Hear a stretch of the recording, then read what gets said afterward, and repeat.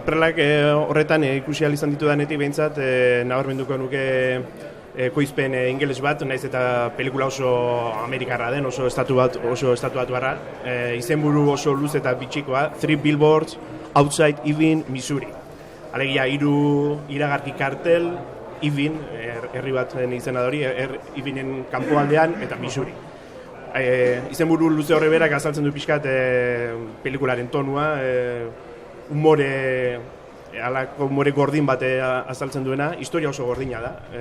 Ama zauritu bat, bere alaba bortxatu eta hil dute. Ama horren papela Frances McDormand aktoreak bikainki jokatzen du, beste kuena nahien pelikuletan azaldu izan den emakume horrek, eta baldu pelikula honek ere kuena nahien ugitu hori, estatu batuetako herrixka baten erretratua egiten du, baina zenbaitetan umore zaplada gordinak jaurtiz, ezta?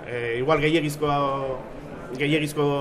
komentarioa izango da honoko hau, baina esango nuke, bai kuena nahien, bai Clint Eastwooden eta bai ez dakit, hirugarren batea aipatzaren igual Quentin Tarantinoren zertzeladak badituela. Asko esatea da badakit, baina pelikula beak ere badauzkaulako gehiagikeria batzuk eta